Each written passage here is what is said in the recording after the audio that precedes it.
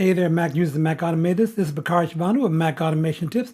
Hey, in this particular video, I'm going to show you a little app called Homerow that allows you to click items on your desktop or in a window just using your keyboard. So stick around and check it out.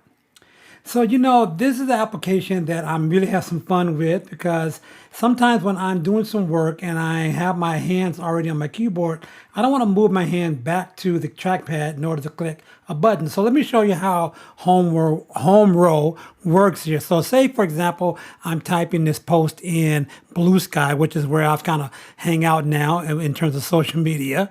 And so I want to click that post button right there. But the only way to click it is to move my hand back to my trackpad. So with Homerow, I can just trigger Homerow real quick and just do this right here. And then all I have to do is type the letters A and H. Now you also see there's other letters for like the cancel button or for the labels button or for the pictures vote button here. But I'm just going to do A, H. And it is going to, well, it should have did that. For some reason it did not. Let's do it again. And go AH, and then it goes right there. And it's going to upload that to my account there. So basically, let me do it again to show you show one more time. So I'm going to trigger it, and you see all these things right here are clickable. So the DS, the DJ, the DW, if I want to switch to replies, I can go to DC and then it'll click that and it'll automatically open that. So now I don't have to move my hand back to the trackpad in order to do it. So let me show you really quickly some of the settings here. So basically what you have is a shortcut. Now I don't type this shortcut. I have this shortcut mapped to a Keyboard Maestro string trigger. So that's the reason why you saw me type HH in order to trigger this particular shortcut. I find that faster than using this particular shortcut here. Also, there's a thing called automatic click. Now, if you don't have this enabled, what that means is that when you want to, implement the trigger, right? You have to either click the space bar or the return key.